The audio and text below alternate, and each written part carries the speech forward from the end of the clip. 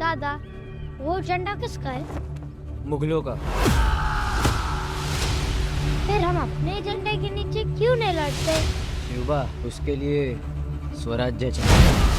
दोस्तों, रितेश देशमुख जिन्होंने छत्रपति शिवाजी महाराज की कहानी को बड़े पर्दे पर लाने का जिम्मा पिछले 11 साल पहले उठाया था, राजा शिवाजी में उनकी मेहनत साकार होती नजर आ रही है। फिल्मों में खास तौर पर मराठी सिनेमा में शिवाजी को कई बार पर्दे पर उतारा है। ऐसे में राजा शिवाजी का दांव इसे एक ऐसे स्केल पर लाने का था जो पहले ही मराठी सिनेमा में कभी नहीं देखा गया। 100 करोड़ के शानदार बजट के साथ रितेश ने राजा शिवाजी को मराठी सिनेमा की सबसे महंगी फिल्म कैसे साबित किया, आज हम आपको बताएंगे हमारे इस यूट्यूब चैनल पर।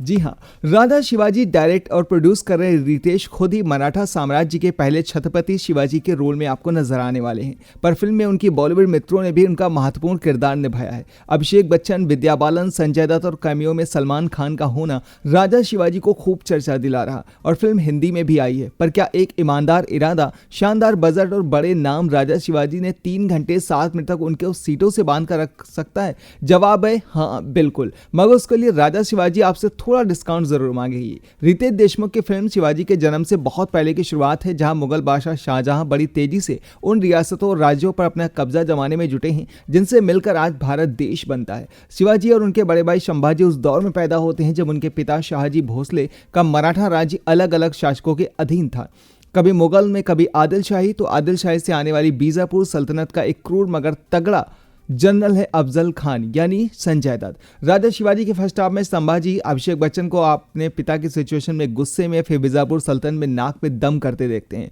धीरे धीरे फिल्म का क्लाइमेक्स आते आते स्थिति ये तक आ जाती, अफजल ने शिवाजी पर शिकंजा कसने की शुरुआत करता है। नौबत यहाँ तक आती है शिवाजी के सामने 2 रास्ते, अपने मुकाबले कहीं मजबूत फौज लेकर चल रहे अफजल खान के सामने एक असंभव जीत की कोशिश में भिड़े या फिर स्वराज का झंडा छोड़कर बीजापुर सल्तनत के झंडे के नीचे आ जाए। लेकिन एटलीस्ट इतना ऑलमोस्ट है कि शिवाजी इन दोनों में से कोई भी रास्ता चुनते हैं तो उन्हें उस महान योद्धा के रूप में नहीं जाना जाता जिसने मराठा साम्राज्य की विजय पताका को लहराया था। शिवाजी ने दावा किया केवल वीरता नहीं, उच्च दर्जे की कूटनीति भी उनको आती है। राजा शिवाजी का क्लाइमैक्स ही अपने आप में फिल्म देखने में पर्याप्त वजह दे जाता है। राजा शिवाजी मराठा राज्यों और अपनी प्रजा के लिए अलग अलग बादशाहों के झंडे के नीचे दिखाने में संकोच तो नहीं करती, लेकिन मराठा राजाओं के सामने मुगल और बीजापुर के सल्तनत को राजा शिवाजी पूरी तरीके से एक बर्बर जानवर नहीं दिखाती जो पिछले कुछ समय से मराठा साम्राज्य पर बेस्ड कहानियों पर रहा। वैसे कई बार एक बात देखा जाए परफॉर्मेंस की अगर मैं बात करूं तो खास तौर पर संजय दत्त अपनी कई फिल्मों में बेहतरीन विलेन राजा शिवाजी में भी लगे हैं। विद्या बालन का होना उनके किरदार को बड़ा दिलचस्प बना रहा है। संजय खेड़कर, भाग्यश्री, अमोल गुप्ते और जितेंद्र जोशी ने हमेशा की तरह दमदार काम भी किया है। सलमान खान का कैमियो काफी माहौल बनाने वाला है, मगर इसका ट्रीटमेंट और बेहतर हो सकता था। वहीं कुल मिलाकर यूं कहें राजा शिवाजी में रितेश देशमुख की ईमानदारी और मेहनत भरी कोशिश आपको पूरी तरह देखने को मिलती है। फिल्म थोड़ी लंबी जरूर है, विजुअल्स में कमी आपको इग्नोर करनी पड़ेगी और एडिटिंग और कहानी की पेस बेहतर हो सकती थी, मगर अपनी खामियों के चलते राजा शिवाजी अपनी कहानियों के लिए देखी जरूर चाहिएगा।